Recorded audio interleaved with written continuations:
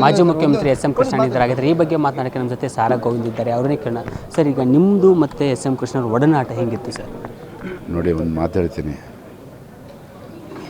ರಾಜ್ಯದ ಮುಖ್ಯಮಂತ್ರಿಯಾಗಿ ಪಡ್ಕೊಂಡಿದ್ದೆ ನಮ್ಮೆಲ್ರಿಗೂ ಹೆಮ್ಮೆ. ಅವರು ರಾಜಕಾರಣ ಮಾಡಿ ಏನೇನೋ ಮಾಡ್ಬೋದಾಗಿತ್ತು. ಆದರೆ ಹುಟ್ಟುತ್ತಾನೆ ಶ್ರೀಮಂತ ಕುಟುಂಬದಿಂದ ಬಂದಂಥವರು ಎಸ್ ಎಂ ಕೃಷ್ಣ ಅವರು. ಈ ನಾಡಿಗೆ ITBT ತಂದು ಕೊಟ್ಟಂಥವ್ರು. ಈ ಬೆಂಗಳೂರನ್ನ ಈ ಮಟ್ಟಕ್ಕೆ ಇಷ್ಟು ಮಟ್ಟಿಗೆ ಬೆಳೆಯೋದಕ್ಕೆ ಸಾಧ್ಯ ಆಗಿದರೆ ಅವ್ರ ಕೊಡುಗೆ ಅಪಾರ ಇದೆ. ಅಂಥ ಒಬ್ಬ ಮುಖ್ಯಮಂತ್ರಿ ನಮ್ಮ ಜೊತೆ ಇಲ್ಲ. ಅದೆಲ್ಲದಕ್ಕಿಂತ ಹೆಚ್ಚಾಗಿ ರಾಜ್ಕುಮಾರ್ ಅಪಹರಣ ಆದಂಥ ಸಂದರ್ಭದಲ್ಲಿ ಅವ್ರು ನಡ್ಕೊಂಡಂಥ ರೀತಿ, ಅವ್ರು ತೋರಿದಂಥ ಶಕ್ತಿ, ತಾಕತ್ತು, ದಮ್ಮು ಯಾರಿಗಾದ್ರೂ ಒಬ್ರಿಗಿತ್ತು ಅಂದರೆ ಅದು ಎಸ್ ಎಂ ಕೃಷ್ಣ ಅವರಿಗೆ. ಅಷ್ಟು ಸುಲಭ ಆಗಿರಲಿಲ್ಲ ವೀರಪ್ಪನ ಜೀವಂತವಾಗಿ ಕರ್ಕೊಂಬರೋದು. ಅವರು ಕರ್ಕೊಂಬಂದರು, ಭರವಸೆ ಕೊಟ್ಟರು. ರಾಜ್ಕುಮಾರ್ ಕುಟುಂಬಕ್ಕೆ ಭರವಸೆ ಕೊಟ್ಟರು, ಈ ನಾಡಿನ ಜನತೆಗೆ ಭರವಸೆ ಕೊಟ್ಟರು. ರಾಜ್ಕುಮಾರ್ ಅವ್ರನ್ನ ನಾನು ಜೀವಂತವಾಗಿ ಕರ್ಕೊಂಬರ್ತೀನಿ, ಧೈರ್ಯವಾಗಿರಿ, ಯಾರೂ ಗಲಾಟೆ ಮಾಡಿಬಿಡಿ, ಶಾಂತಿ ಕಾಪಾಡಿ ಅಂತ ಹೇಳ್ಬಿಟ್ಟು ಹೇಳಿದಂಥ ವ್ಯಕ್ತಿ ನಮ್ಮ ಎಸ್ ಎಂ ಕೃಷ್ಣ ಅವರು. ಅವರು ಏನೇನೆಲ್ಲ ಹುದ್ದೆಗಳನ್ನು ಅಲಂಕರಿಸಿದ್ರು. ಅವರು ಕೈಗಾರಿಕಾ ಮಂತ್ರಿ ಆಗಿದ್ದರು ಕೇಂದ್ರದಲ್ಲಿ. ಅವತ್ತಿಂದ ನೋಡಿದ್ದೀನಿ. 70-71 ದಶಕದಲ್ಲಿ ಅವ್ರನ್ನ ನಾನು ಕೈಗಾರಿಕಾ ಮಂತ್ರಿ ಆಗಿದ್ದಾಗ ಅಲ್ಲಿಂದ ನಾನು ನೋಡ್ಕೊಂಬಂದಿದ್ದೀನಿ. ಅದಾದಮೇಲೆ ರಾಜ್ಯದ ಮುಖ್ಯಮಂತ್ರಿ ಆದರು, ವಿದೇಶಾಂಗ ಸಚಿವರಾದರು. ಅದೆಲ್ಲದಕ್ಕಿಂತ ಹೆಚ್ಚಾಗಿ ನಮ್ಮ ಮಹಾರಾಷ್ಟ್ರ ಸರ್ಕಾರಕ್ಕೆ ರಾಜ್ಯಪಾಲರಾದರು. ಈ ಎಲ್ಲ ಹುದ್ದೆಗಳನ್ನು ಅಲಂಕಾರ ಪಟ್ಟಿದ್ರು. ಆದರೆ ಅವರ ರಾಜಕೀಯ ಜೀವನದಲ್ಲಿ ಒಂದು ಸಣ್ಣ ಬ್ಲ್ಯಾಕ್ ಮಾರ್ಕಿಲ್ಲ.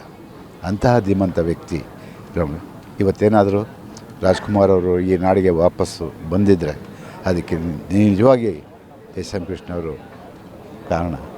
ಇವತ್ತೆಲ್ಲರೂ ಕೂಡ ಅವ್ರನ್ನ ಕುಟುಂಬ ನೆನೆಸ್ಕೊಡುತ್ತೆ. ಇವತ್ತು ಎಸ್ ಎಂ ಕೃಷ್ಣ ಅವರು ಇಲ್ಲದೇ ಇರ್ಬೋದು, ಆದರೆ ಅವ್ರ ಆದರ್ಶಗಳಿದ್ದಾವೆ, ಅವ್ರು ನಡ್ಕೊಂಡು ಬಂದಂಥ ರೀತಿ ಇದೆ. ಅವೆಲ್ಲವನ್ನು ನಾವು ಮೈಗೂಡಿಸ್ಕೊಂಡು ಇವತ್ತು ಈ ನಾಡಿನ ಬಗ್ಗೆ ನಾನು ಇಷ್ಟೇ ಹೋರಾಟ ಮಾಡಿದ್ರು ಒಂದು ದಿನ ನನ್ನನ್ನು ವಿರೋಧ ಮಾಡಲಿಲ್ಲ. ಅವ್ರು ಹೋರಾಟ ಮಾಡ್ತಾ ಇರೋದು ಸತ್ಯ ನಿಜ ಅಂತ ಒಂದು ದಿನ ನನ್ನ ಹೋರಾಟಕ್ಕೆ ಅವರು ಬೇಸರ ಪಟ್ಕೊಂಡಿಲ್ಲ. ಖುಷಿಯಿಂದ ಮಾತಾಡ್ಸೋರು. ನನ್ನ ಮನೆ ಕಾರ್ಯಕ್ರಮಗಳಿಗೆ ಅವರು ಬಂದು ಹೋಗ್ತಾಯಿದ್ರು. ಅವ್ರು ಶ್ರೀಮತಿಯವರು ಬರ್ತಾಯಿದ್ರು. ಆದರೆ ಇವತ್ತು ಅಂಥ ಪುಣ್ಯಾತ್ಮ ಇವತ್ತಿಲ್ಲ. ಭಗವಂತ ಅವರ ಆತ್ಮಕ್ಕೆ ಶಾಂತಿ ಕೊಡಲಿ. ಸರ್, ಈಗ ರಾಜ್ಕುಮಾರ್ ಅಪಹರಣಕ್ಕೆ ಆಗಿರತಕ್ಕಂಥ ಘಟನೆ ನೆನಪಿಸಿದ್ರಿ. ಆ ಒಂದು ಸಂದರ್ಭದಲ್ಲಿ ಎಷ್ಟು ರಿಸ್ಕಿನ ದಿನಗಳಿದ್ದು, ನಿಮ್ಮ ಇವರು ಒಡನಾಟಗಳು ಹೆಂಗಿತ್ತು ಮತ್ತು ಎಂತೆಂಥ ರಿಸ್ಕ್ ದಿನಗಳಿದ್ದು ಸರ್ ಅವಾಗ? ನೋಡಿ, ರಾಜ್ಕುಮಾರ್ ಅಪಹರಣದ ಸಂದರ್ಭದಲ್ಲಿ ಯಾವ ರೀತಿ ಬಿಡಿಸ್ಕೊಂಬರ್ಬೇಕು, ಏನೇನೆಲ್ಲ ಮಾಡಬೇಕು ಅಂತ ನಮ್ಮ ಜೊತೆ ಮಾತುಕತೆ ಆಡ್ತಾಯಿದ್ರು, ನಮ್ಮ ಸಲಹೆಯನ್ನು ಕೇಳ್ತಾಯಿದ್ರು.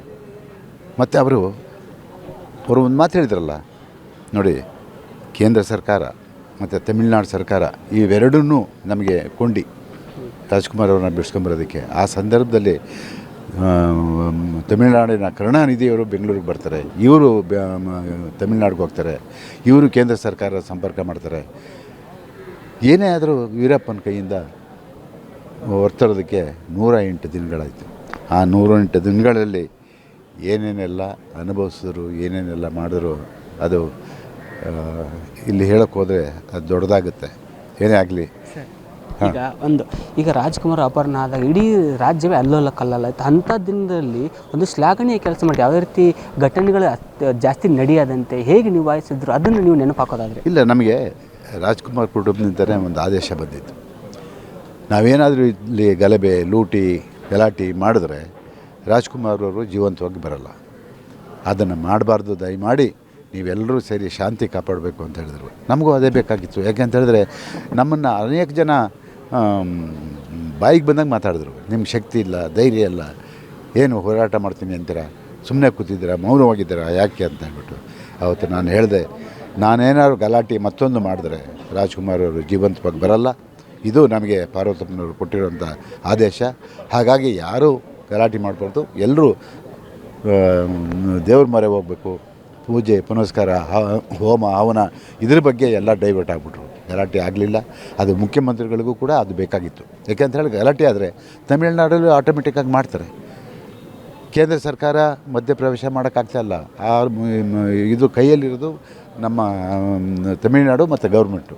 ನಾವು ಎಲ್ಲ ಕಲಾವಿದರು ಎಲ್ಲರನ್ನೂ ಕೇಳಿಕೊಂಡು ಕೊನೆಗೆ ಪುಣ್ಯಾತ್ಮ ನಡುಮಾರನವರು ಬಂದು ರಾಜ್ಕುಮಾರ್ ಅವ್ರನ್ನ ಈ ನಾಡಿಗೆ ಕರ್ಕೊಂಡು ಬಂದರು.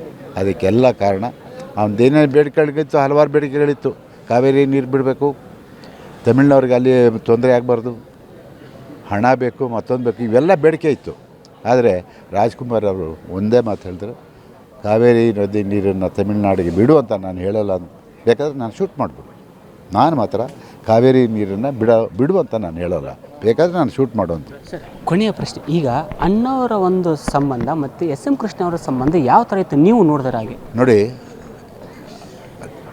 ಎಸ್ ಎಂ ಕೃಷ್ಣ ಅವರು ಆ ರಾಜ್ಕುಮಾರ್ ಅವರು ವೀರಪ್ಪನ ಅಪರಾಧದಿಂದ ಹೆಲಿಕಾಪ್ಟರ್ಗೆ ಬಂದ ತಕ್ಷಣ ನೇರವಾಗಿ ವಿಧಾನಸೌಧಕ್ಕೆ ಕರ್ಕೊಳ್ತಾರೆ. ವಿಧಾನಸೌಧಕ್ಕೆ ಕರ್ಕೊಂಡು ಪತ್ರಿಕಾಗೋಷ್ಠಿ ಮಾಡಿ ರಾಜ್ಕುಮಾರ್ ಅವ್ರಿಗೆ ಆ ಪುಣ್ಯಾತ್ಮನ ಕಂಡ್ರೆ, ಎಸ್ ಎಂ ಕೃಷ್ಣ ಕಂಡ್ರೆ ಅದೇನು ಗೌರವ, ಪ್ರೀತಿ. ಅವ್ರಿಗೊಂದು ಅಭಿನಂದನಾ ಸಮಾರಂಭವನ್ನು ನಮ್ಮ ಚಲನಚಿತ್ರ ವಾಣಿಜ್ಯ ಮಂಡಳಿಯಿಂದ ಮಾಡಿದವು. ಆ ಸಮಾರಂಭದಲ್ಲಿ ರಾಜ್ಕುಮಾರ್ ಇರ್ತಾರೆ, ನಮ್ಮ ಎಸ್ ಎಂ ಕೃಷ್ಣ ಅವರು ಇರ್ತಾರೆ. ರಾಜ್ಕುಮಾರ್ ಅವರು ಎಸ್ ಎಂ ಕೃಷ್ಣ, ಮಲ್ಲಿಕಾರ್ಜುನ್ ಖರ್ಗೆ ಅವರೇ ಬಾಯಿ ತುಂಬ ಮಾತಾಡಿ, ಇವತ್ತು ಈ ರಾಜ್ಕುಮಾರ್ ಇಲ್ಲಿ ಬಂದಿದ್ದರೆ, ಈ ವೇದಿಕೆ ಮೇಲೆ ನಿಂತಿದ್ದರೆ ಅದಕ್ಕೆ ಕಾರಣ ಈ ರಾಜ್ಯದ ಮುಖ್ಯಮಂತ್ರಿ ಎಸ್ ಎಂ ಕೃಷ್ಣ ಅವರು.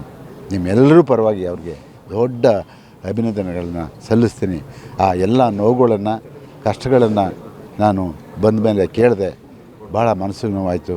ಇಂತಹ ಮುಖ್ಯಮಂತ್ರಿ 100 ಕಾಲ ಈ ರಾಜ್ಯನ ಆಳಲಿ ಅಂತ ಹೇಳ್ಬಿಟ್ಟು ಅವತ್ತು ದೇವರಲ್ಲಿ ಬೇಡ್ಕೊಂಡ್ರು. ಅಂಥ ಸಂದರ್ಭ ಕೂಡ ನಾನು ಇದು ಸಾರಾ ಗೋವಿಂದ್ ಅವರ ಮಾತಾಗಿತ್ತು. ಕ್ಯಾಮ್ರಾ ಪರ್ಸನ್ ಕಿರಣ್ ಜೊತೆ ವಿನೋದ್ ಕಮ್ತರ್, ಆಶ್ವ ವೇಗನೀಸ್, ಬೆಂಗಳೂರು.